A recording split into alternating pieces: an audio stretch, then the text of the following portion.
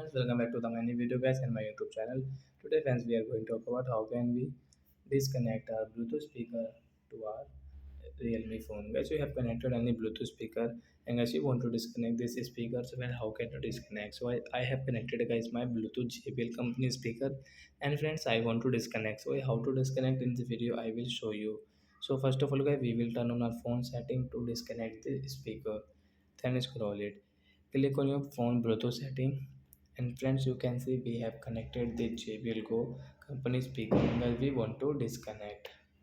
So right side guys you can see this icon guys, tap here, and friends you can see disconnect option, so guys tap here to disconnect. The speaker will disconnect and we will off it.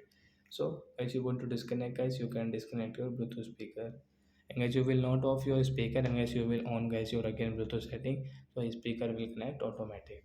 So that's it guys, thanks for watching the video. We will meet on next video. Bye bye friends.